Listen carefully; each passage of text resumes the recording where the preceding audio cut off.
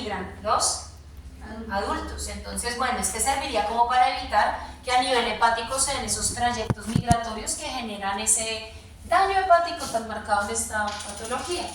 Y en el caso de los benzimidazoles, el triclabendazol, pueden cubrir inmaduros, huevos y adultos de fasciola hepática y gigántica. Miren que no todos los fármacos funcionan contra todas las fasciolas. ¿Qué sí pasa con estos fármacos, chicos? Tienen unos tiempos de retiro altísimos. Entonces lo ideal no hubiese sido llegar al tratamiento farmacológico, sino haber hecho cuarentena cuando usted introduzca nuevos animales, por ejemplo, en un sistema productivo, o haber hecho control de los caracoles antes de la época de lluvia y durante la época de lluvia para que el parasitismo no aumentara. Pero muchos parasitismos, hablemos de fasciola en ganado, se dan cuando usted de pronto tiene un sistema que está limpio e introduce un animal y no le hace la cuarentena completa. Y ahí empieza el ciclo. Cuando ya se instaura, y ustedes lo vieron, fasciola en una finca, ¿qué tan fácil es eliminarlo? Muy difícil, muy difícil. Entonces la idea siempre sería pues que usted no tenga que llegar hasta el uso de fármacos, sino que lo maneje con medicina preventiva. Cuando uno trata una patología que es hepática, no solo tienen que dar esto, lo otro que ustedes deberían administrar son protectores hepáticos, que los vamos a ver, creo que es el último capítulo, penúltimo, que daremos en este curso, ¿sí? Pero la gente a veces dice, ay, pero yo que le voy a dar silimarina al ganado. Pues obvio no, porque se va a quebrar, ¿sí? Le va a salir más caro darle silimarina que de pronto haber sacrificado al animal. Pero existen otras formas de proteger el hígado que sí están contempladas dentro de la alimentación de los animales, como por ejemplo el uso del complejo B. El complejo B es baratísimo y es considerado un hepatoprotector. ¿Por qué se los digo? Porque uno ve un montón de esquemas y solo dan el desparasitante. De pronto controlan el entorno, pero se les olvida que estos parásitos están haciendo tractos migratorios o trayectos migratorios en el parénquima hepático y que ese hígado en sí mismo pues no va a estar funcionando bien. Con complejo B podrían, y después vemos otros hepatoprotectores, ¿vale? El uso principalmente en ganado, pero ustedes ya saben que puede ser usado para todo tipo de fasciola. Estas son otras presentaciones. Y Bomeguefe ya se los había mostrado. Miren que esta es otra presentación de ¿quién? De triclabendazol.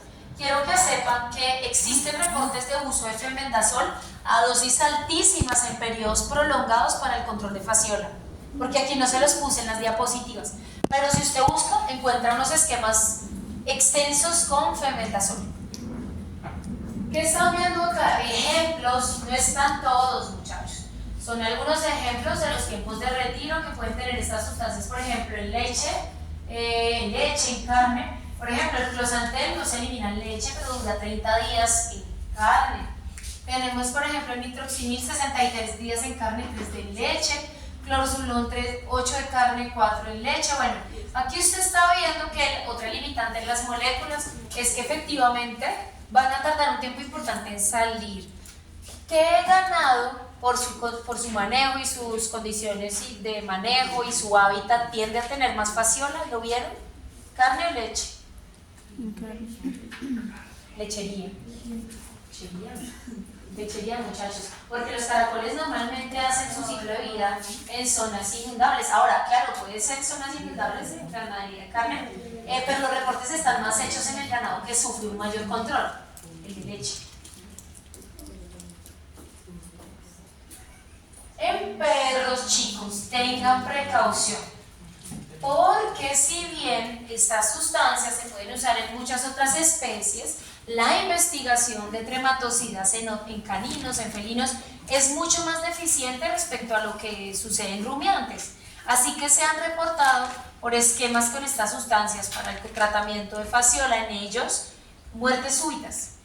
Porque las dosis, los esquemas, son muchos, uno encuentra que dan dosis altas, medias, bajas, uno no encuentra como un consenso. Entonces siempre les voy a decir, si van a usar esos tratamientos en caninos, busquen cuál es el que tiene más reportes, el benzimidazol, el triclabendazol, y revise bien cuál es la dosis mínima para que usted administre la misma, no se vayan por dosis altas, porque puede ser de los perros a los cuales, por ejemplo, por dosis altas o sobredosificación terminan en muerte. Es normal cuando usted está dando closantel, clorsulón, ¿cierto? O nitroxinil, que la zona donde inyecta el fármaco se irrite. Es normal, es de esperar.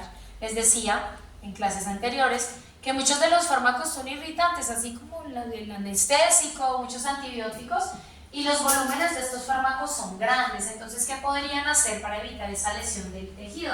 Dividan la administración. Si le dan 5 ml, denle 2.5 en un lugar, 2.5 en el otro, porque el tejido sí sufre un daño importante, casi una quemadura, y es de esperar. Entonces uno también tiene que decir, es probable que el sitio de inyección de pronto ulcere, o que allí el animal manifieste dolor, porque o si no, usted le van a decir, no, que le dañó la piel al animal, que usted le genera una úlcera, pero pues si uno avisa, el individuo toma la decisión de si se le administra el tratamiento o no. Bueno. ¿Qué más se ha reportado, muchachos, como efectos adversos? Nefrotoxicidad, por eso la insuficiencia renal no deben ser administrados, y existen algunos reportes de hipersensibilidad, sobre todo para clorsulón y para nitroxinil, es decir, familias 2 y 3, pero no para todos, bueno, y no son muy frecuentes. Más frecuentes son las hipersensibilidades en AINES o en los mismos antibióticos que en este grupo. ¿Vamos hasta allí? ¿Lo logran? ¿Tenían parcial? Bien. Lo de las fichas que están haciendo. Todos tienen fichas. ¿Hasta ahí vamos bien? Vale. Bueno, parásitos protozoarios, por ejemplo, lo que son coccidias, yardias, hablamos un poquito de no de todos, chicos, pero sí les digo, bueno, que se ha usado, por ejemplo, para ciertos hemoparásitos, nos faltan también ectoparásitos. Yo creo que de pronto la parte más sencilla va a ser para ectoparásitos, porque para ustedes no es del todo desconocido, por ejemplo, que usan para garrapatas o pulgas. Uno ha escuchado algo, ¿sí? Son productos que se usan mucho en el mercado, como por ejemplo algunos antibióticos o algunos antiinflamatorios. Pero de pronto el tema de protozoarios, pues sí, no es algo que uno de rutina esté por ahí empamándose de tema, salvo para la leishmania, como me han dicho. ¿Sí? ¿Qué? Algo de agua. Recorderis, muchachos, recorderis, ¿vale? Hablando de protozoarios, pues tenemos un montón de parásitos, ¿listo? Tenemos, no sé si lo vieron, ¿sí? ¿Lo recuerdan o ya lo tienen de parasitarias? El orden Mastigophora, Sarcodina, Coccidias, el Piroplasma, ¿sí se acuerdan de eso? ¿O no mucho? Vale. Entonces, si nosotros quisiéramos clasificar taxonómicamente los protozoarios, esta es una manera, ¿vale? Entonces tenemos diferentes órdenes y familias. Tenemos entonces al orden Mastigophora, donde está Giardia, Trichomona, Trypanosoma leishmania. Tenemos a Sarcodina, están las amebas, Centamoeba. Las coccidias como Himeria, Cryptosporium, Isospora, dependiendo de la especie, ustedes saben que le cambian el nombre. Y del orden Piroplasma tenemos los hemoparásitos Babesia y Anaplasma. ¿Qué hemos visto, muchachos? O bueno, ¿o qué les habrán dicho? Que muchos de estos protozoarios producen diferentes enfermedades, la yardiasis, lo que está arriba escrito, coccidiosis, babesiosis, anaplasmosis, amebiasis, leishmaniasis. Y nosotros indirectamente hemos pasado algunos de los fármacos que podemos usar para estos parasitismos. Muchachos, no les doy todos los fármacos para protozoarios, porque es que eso es decir, hay un montón de opciones terapéuticas enormes dependiendo de qué especie vamos a tratar, pero siempre, y eso sí se los doy, les doy un fármaco que es como el que principalmente usamos. En el caso, por ejemplo, muchachos, de lo que serían los parasitismos por Giardia y amebas, hemos encontrado una gran utilidad en nitroimidazoles. ¿Dónde vimos nitroimidazoles? En el capítulo de antibióticos. Y yo les dije, el metronidazol es principalmente un antibiótico, pero a dosis altas y en esquemas diferentes lo han usado también para el control de algunos protozoarios, básicamente Giardia y amebas. En el caso de los nitrofuranos, que los vimos como antibióticos que deberían irse restringiendo en veterinaria, su uso ha sido también para otros protozoarios, Giardia e Histomonas. Los benzimidazoles que vimos como desparasitantes para el control de nemátodos, donde estaba el albendazol, fenbendazol, oxbendazol, el febantel y el negoimid, han sido usados esquemas extensos a dosis altas contra Giardia y coccidias también para que lo coloquen. Es decir, un paciente donde usted no puede dar, por ejemplo, metronidazol porque tiene una hepatitis, usted puede escoger un grupo farmacológico menos tóxico y hacer esquemas extensos, y es lo que uno hace, por ejemplo, con albendazol o fenbendazol. Es como el plan B de uno cuando efectivamente el metronidazol no es una opción, por ejemplo, en animales grandes de producción, animales para consumo, o en animales de compañía con patologías muy graves renales o hepáticas. Uno tiende a hacer esquemas de muchos días con fenbendazol. Tetraciclinas ya vimos que las tetraciclinas eran antibióticos, ¿cierto? Vimos allí la oxitetraciclina, la clortetraciclina, la tetraciclina, la doxitetraciclina. Y muchachos, las tetraciclinas, como esos fármacos, no solo se han usado para bacterias positivas y negativas, también se han usado para amebas y para hemoparásitos. Acá miren, como parte del esquema de tratamiento de babesiosis o anaplasmosis, uno los puede incluir. En el caso del orden piroplasma, ¿qué fármacos o qué familias tenemos? Hay unas que no hemos visto, son las carbamilidas, ahí está el imidocarb, y las diamidinas, el diaceturato de diminacene. ¿Qué problema tienen? ¿Y por qué dirán ustedes? Entonces, porque todo es oxisolita, porque los tiempos de retiro son exagerados, 90, 100 días. Entonces, no todo el mundo hace el tratamiento de los hemoparásitos como se debe con esas moléculas, pues porque no podrían seguir dándole un uso al animal, ¿sí? Y tendría un costo muy alto. Pero si usted no tuviera, digamos, tuviera el animal de pronto en un periodo seco, o es un animal de carne, pues usted sencillamente, si cumple el tiempo de retiro, podría usar estos fármacos, son los ideales. Ahora, si usa tetraciclinas como la oxitetraciclina o la tetraciclina con una única dosis, no es suficiente para eliminar ni siquiera bacterias, mucho menos un hemoparásito. Son esquemas de 2 a 3 administraciones en formas de larga acción, o esquemas de administración de 7 u 8 días para tratar los hemoparásitos en esquemas que usen oxitetraciclina convencional.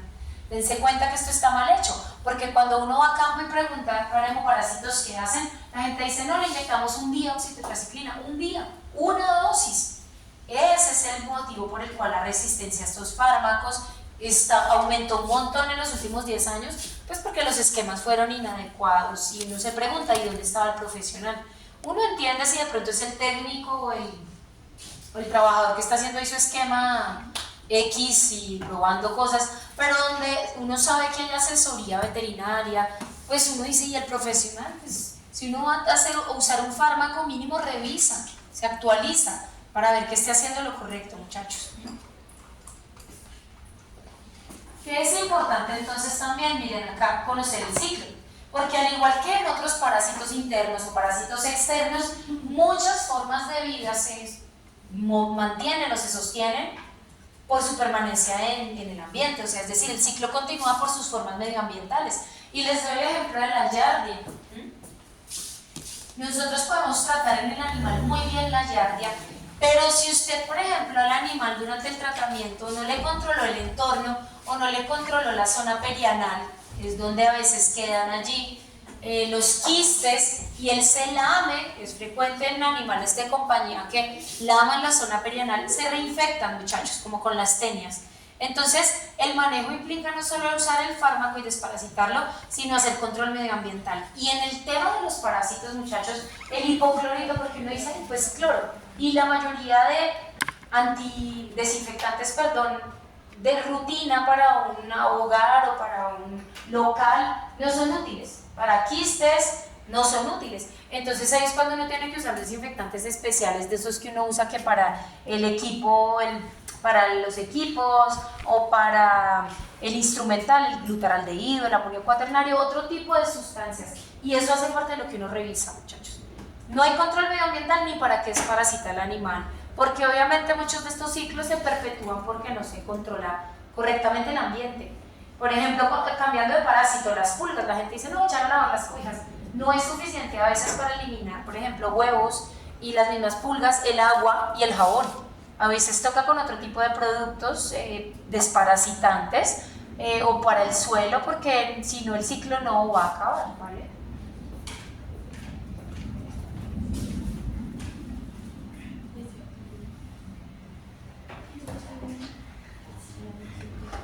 Entonces, muchachos, empecemos al contrario, ¿cierto? Con el grupo que no hemos visto. Ustedes no saben quiénes son los antibabecéusicos o antianaplasma, aunque no sé si cuando vieron hemoparásitos en parasitarias les hablaron un poquito del tratamiento, a veces lo hacen, del diaceturato, de los esquemas, la duración de pronto, pero ya lo vieron. ¿Hemoparásitos no han visto? ¿Lo han visto? Ah, bueno. Entonces, muchachos, ¿qué hemoparásitos pueden ser tratados? Básicamente, babesia, anaplasma, pero muchachos, también pocos gram negativos, el líquido. ¿Sí? ¿Ya vieron la liquiosis? ¿Infecciosas? O en parasitarias, lo ven despacio. Vale.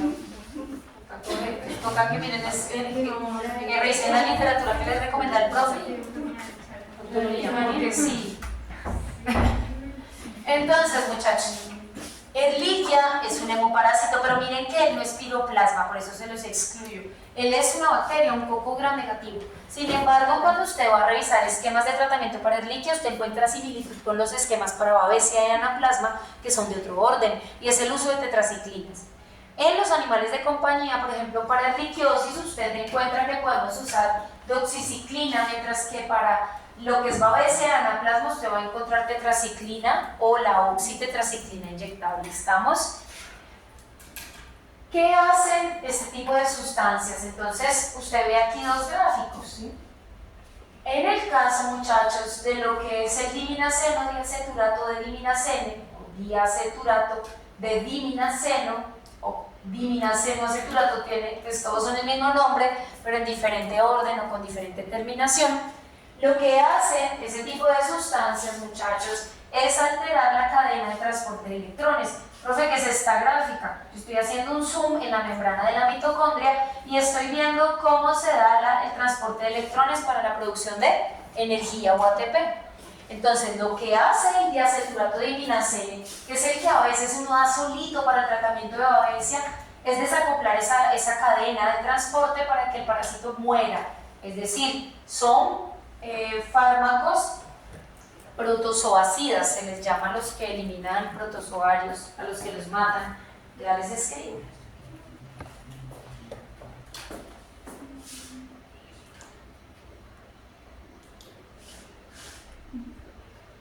Los matan, ¿sí? Aquí usted no encuentra un protostático, no, ellos matan al protozoario, bueno.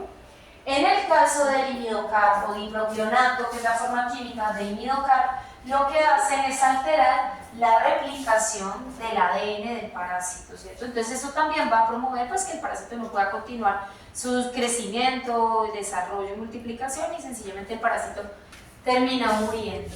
En muchos esquemas se combinan estos fármacos con tetraciclinas. ¿Qué hacían las tetraciclinas? Recuerden que ellas a nivel de la subunidad ribosomal 30 del ribosoma, en este caso del parásito, alteraban que la síntesis de proteínas. Esos dos mecanismos en combinación sí o sí son protozoácidas. Por eso usted encuentra esquemas donde uno da hierro, no al tiempo, recuerden que va a dar una tetraciclina, espero que entiendan por qué le digo eso y si no revisen. Da hierro, da imidocar o da, por ejemplo, diaceturato de diminaceno en combinación con oxio, con tetraciclina o con la doxiciclina para lograr esa sinergia y que usted con un esquema de pocos días, una semana por ejemplo, logre el efecto de matar el protozoario. El tema es que el retiro del imidocar o del diaceturato es de hasta 150 días. Entonces, tener quieto un animal más de un mes sin producir nada, haciéndole un tratamiento, en el caso de los animales de producción, pues no es rentable. ¿Cubre qué cubre? Pues básicamente todas las babesias y anaplasmas. Realmente esos fármacos son muy eficaces contra esos parásitos, no importa su especie. Y todas estas sustancias tienen una mayor hidrosolubilidad, es decir, no tienen una capacidad de distribuirse tan grande, pero lo poco que llegan a la grasa es suficiente para que el tiempo de retiro se vaya hasta 150 días, porque tienen digamos, es una dificultad para salir desde la grasa hacia la circulación. ¿Qué presentaciones existen, muchachos, de tetraciclinas? Presentaciones inyectables y presentaciones para la vía oral. De diminacene y de dipropionato, presentaciones inyectables también en su mayoría. Aunque existen presentaciones para vía oral, estos tratamientos prefieren ser administrados por vía parenteral. ¿Vamos hasta allí?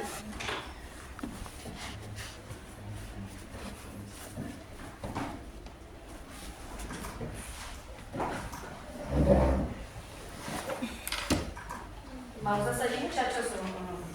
¿Lo dejo o paso? ¿Me vuelvo? Dale.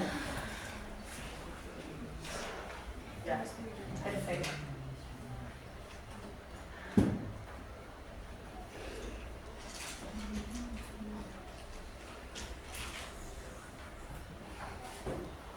Estas son algunas de las presentaciones, muchachos, que están en el mercado. Por ejemplo, ahí viene el tema de las interacciones. Hay presentaciones que combinan la tetraciclina con complejo B, ¿sí? Hay presentaciones que combinan, por ejemplo, el diaceturato con el diminacene con complejo B.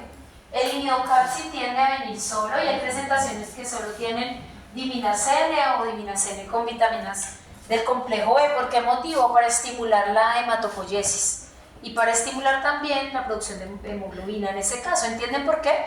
Los hemoparásitos producen un cuadro de hemólisis. Entonces muchos de estos animales pues lo que van a tener es una anemia de muchos días, que ya verán en el laboratorio clínico, puede ser o no regenerativa, pero como tienen una anemia, pues no solo tienen el hemoparásito, sino consecuencias de esa anemia en muchos órganos o tejidos, de pronto en el rendimiento, en la producción.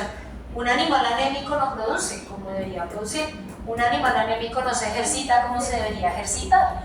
Entonces, muchachos, siempre nosotros pues, en el tratamiento incluimos hierro o vitaminas del complejo B para promover esa producción de glóbulos rojos.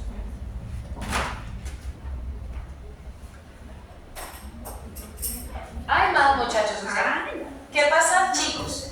Y usted dirá, profe, muchachos, ¿qué pasa con el diminacene y con diaceturato? ¿Por qué no hay tantas presentaciones en el mercado? Pues porque la demanda de esos fármacos, aunque son excelentes para hemoparásitos, no es muy alta, precisamente por lo que les decía del tiempo de retiro. Entonces los laboratorios pues no producen así una cantidad muy grande de esos fármacos y no tenemos tantas presentaciones comerciales en el mercado.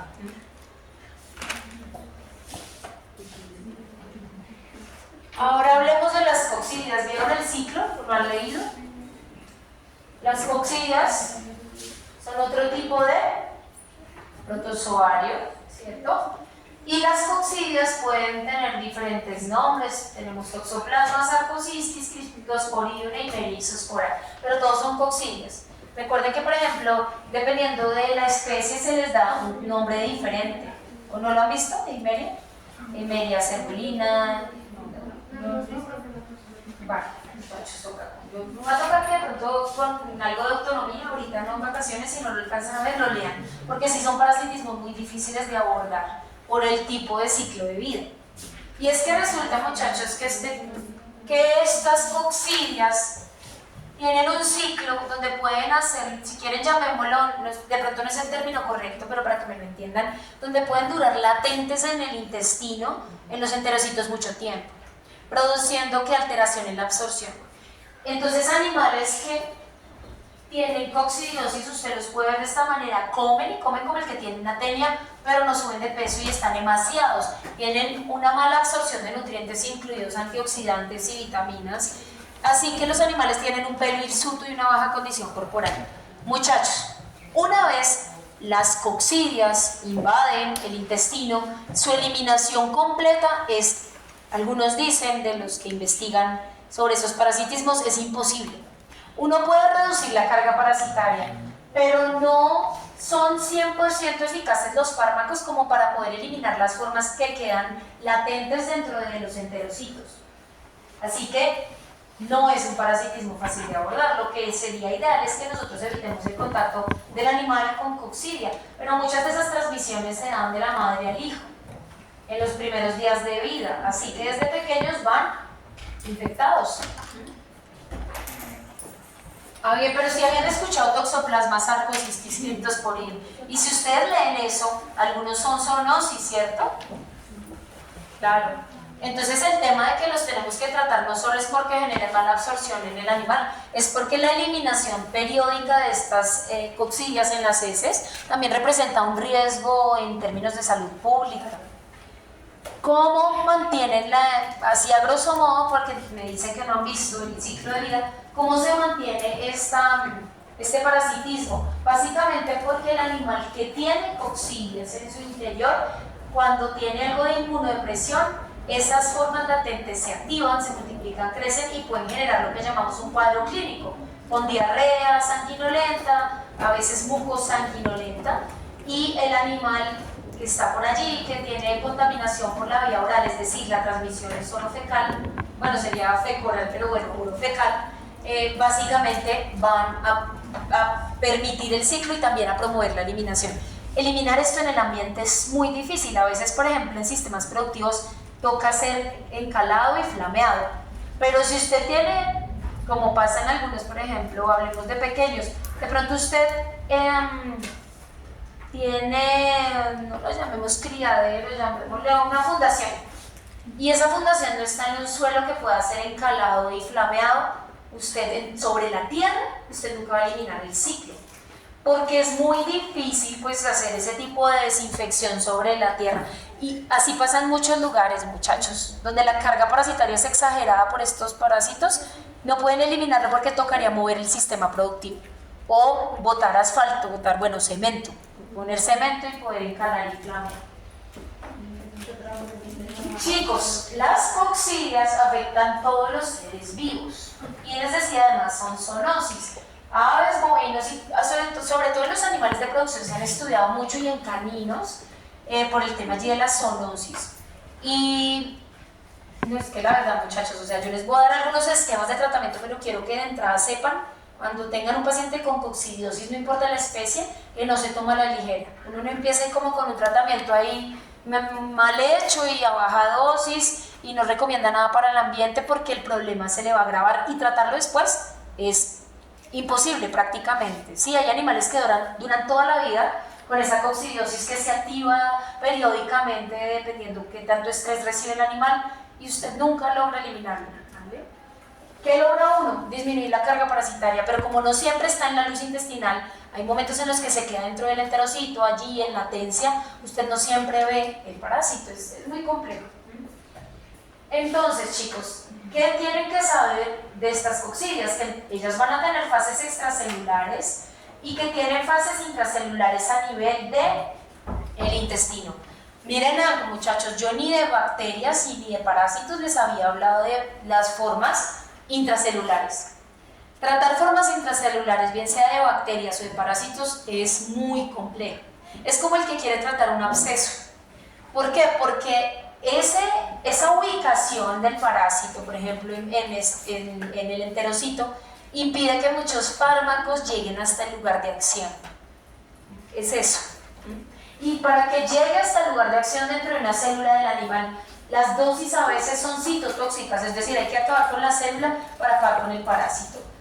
Es muy complejo hacer el tratamiento, solo con un fármaco usted no va a lograr nada, entonces le toca a uno como actualizarse siempre y revisar qué es lo último que están reportando en eficacia a los otros colegas, porque los tratamientos de hace 10 años ya no funcionan. ¿Qué es esto, muchachos? ¿Saben qué son formas esporuladas? Exacto. Resulta que ese parásito, cuando necesita multiplicarse, lo hace a nivel intestinal. Y que, imagínense, muchachos, un parásito de estos que se activa y empieza a replicarse dentro del enterocito. ¿Qué va a terminar haciendo en el enterocito? Lo va a romper. Y ahí es cuando nosotros decimos que el animal tiene una coccidosis clínica, porque esa ruptura del epitelio va a evitar que él coma, va a promover la presencia de sangre en heces, la disminución de la absorción de nutrientes, la baja de peso, y pues va a promover la eliminación de más parásitos para que otros animales se contaminen. Cuando uno hace cuarentena, un animal no solo hace por las enfermedades de pronto virales y demás, sino también por los parasitismos. Es algo que uno tiene que controlar cuando va a llevar animales nuevos de pronto al sistema o a la casa. El problema es este, muchachos. Muchos de estos fármacos que pueden eliminar las coccidias lo hacen mejor cuando están en las fases extracelulares. ¿Qué es lo extracelular? Ahí puede haber parásitos en la luz del intestino, pero cuando están dentro del enterocito no tenemos mucho que hacer.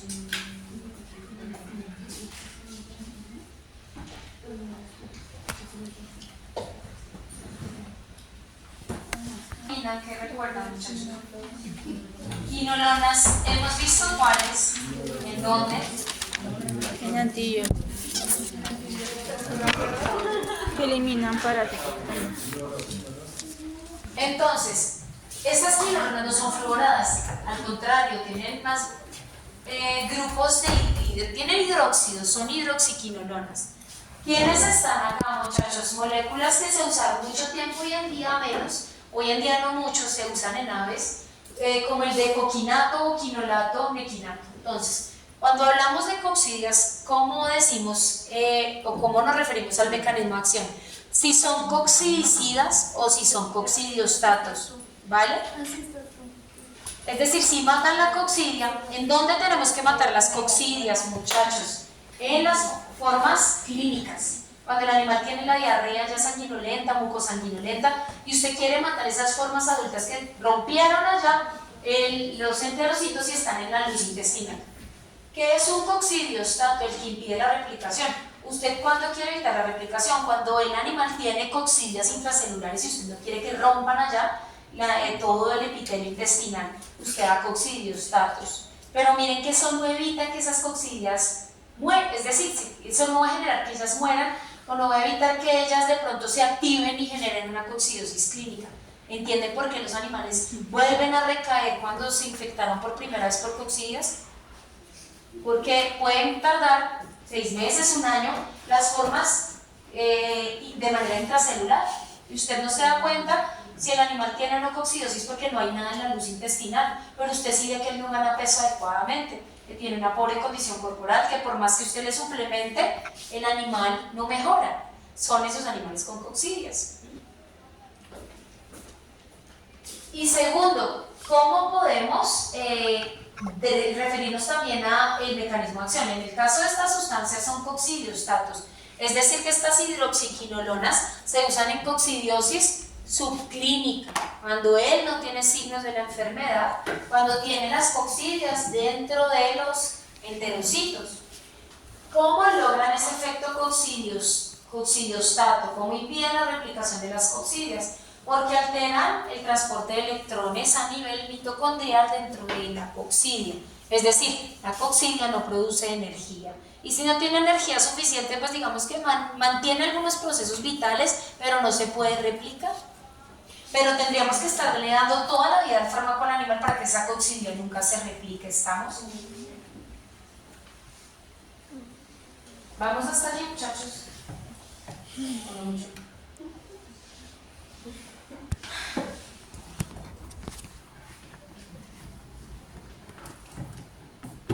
Otro fármaco, muchachos, piridinoles también son coccidiostatos, es decir, que lo pueden usar en coccidiosis.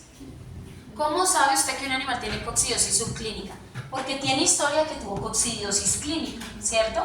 O porque es el hijo o la hija de un adulto que tuvo coccidiosis, que estuvo en contacto de pronto. Miren, esos animales, por ejemplo, adoptados, esos animales que han estado en el sistema productivo donde hubo una crisis muy grande allí de coccidias, y que después nunca ganan peso adecuadamente, van a ser animales que tienen una coccidiosis subclínica el resto de su vida. Entonces, ¿qué hacen muchas veces en producciones o por ejemplo en esos criaderos o en esos sitios de adopción? Periódicamente uno da coccidiostatos, por lo menos para evitar que exista el cuadro clínico. Y les tienen que administrar también, muchachos, complejos vitamínicos, porque son animales que, si imagínense ustedes en un solo enterocito, ¿sí? Que haya en el citoplasma estructuras que no deberían estar. ¿Será que la absorción de nutrientes es normal? ¿Los procesos metabólicos de ese solo enterocito son normales? No, siempre tienen mala absorción. Son animales que no absorben los nutrientes como lo haría un animal que está sano. Entonces, uno periódicamente allí da coccidiostatos. Cuéntame. ¿Profe, algún parásito que afecte el crecimiento? Sí, claro. Lo retarda porque, digamos, es un animal joven y mientras los que no tienen coccidias están usando todos los nutrientes para crecer, el que está lleno de coccidias comparte los nutrientes con el parásito y crece menos. Pues eso ya depende de la carga parasitaria, pero que sí crece lo más que hubiese podido, sin coccidias no. Es decir, sí hay retraso en el crecimiento respecto al animal libre de parásito. ¿Cuánto va a crecer? Si no te puedo decir porque eso dependería del daño que tenga ese intestino, pero si no tienen un crecimiento normal. Pero ese parásito que afecta es una toxina. ¿O hay alguno? No, hay muchos más. Sí, muchos otros parásitos intracelulares pueden hacer lo mismo. Y muchas otras patologías que no son de origen parasitario pueden generar mala absorción, ¿sí? Deficiencias de nutrientes, uremia, por ejemplo, infecciones bacterianas también podrían hacerlo, virales, sí, no es la única.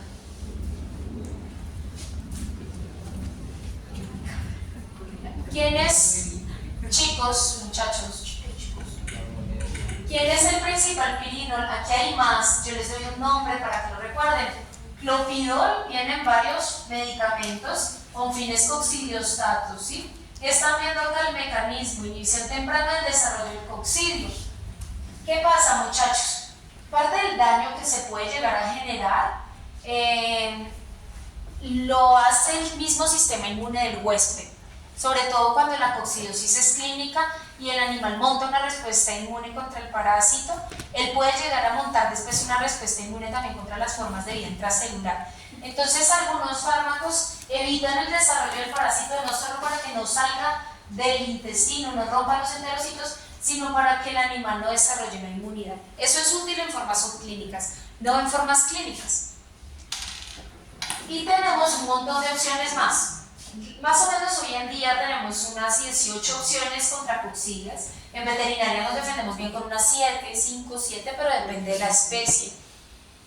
Tenemos otros fármacos que se llaman derivados guanidina. Robenidina es un coccidicida, es decir, este sí nos sirve para la coccidiosis clínica.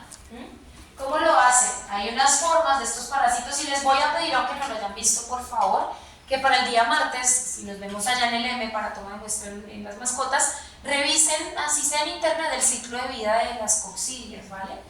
Porque dependiendo del lugar donde se les decía, pueden ser esporuladas o no, pueden ser de vida intracelular o no. Hay unas formas que se llaman los esquizontes, muchachos. Y los esquizontes se producen cuando se está dando la coccidiosis clínica, es decir, ya hubo esporulación y ya tenemos las formas extracelulares.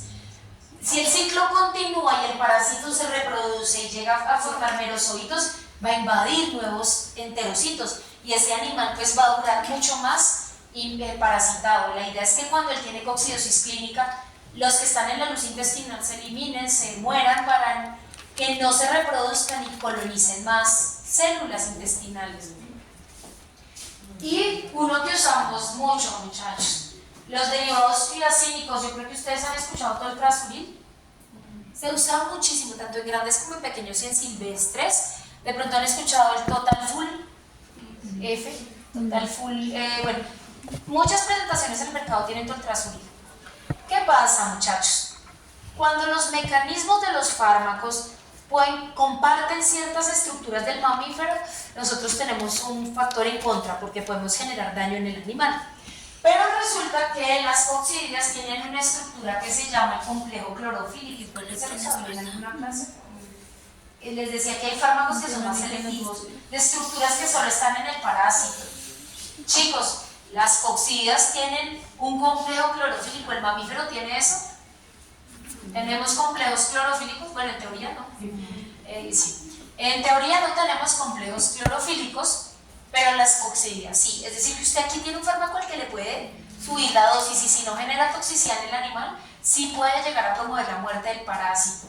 Toltrasuril y clasuril se usan bastante hoy en día para el control, por eso se lo resalté, para el control de parásitos, coccidias en todas las especies, con esquemas que van de 3 a 7 días en una carga parasitaria. Sobre todo cuando uno, por ejemplo, en también puede usar otras opciones.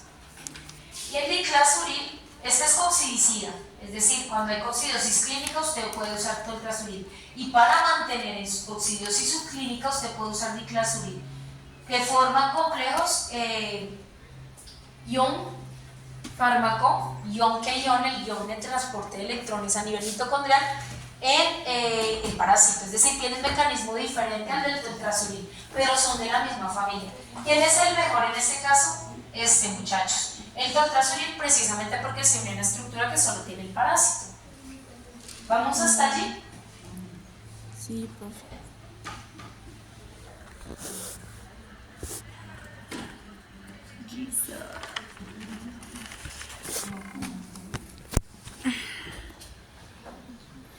Chicos, otros desparasitantes, por ejemplo las sulfas, yo ya les había dicho, cuando vimos sulfas como antibióticos contra bacterias positivas y negativas, yo les dije, bueno, ellos cubren bacterias, pero, y combinados con trimetoprim, con diaminopiridinas, van a ser bactericidas, pero las sulfas solas se usan también para el control de parásitos.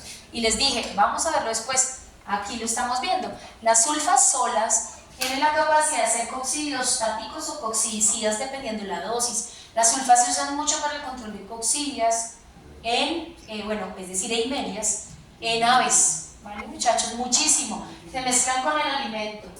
Entonces usted encuentra varias presentaciones, por ejemplo, de esta manera, para el tratamiento de coccidias en aves. En cambio, muchachos, por ejemplo, en terneros, usted puede usar toltrasuril. Los terneros son, en el caso de los rumiantes, unos de los que primero van a presentar signos de coccidiosis clínica.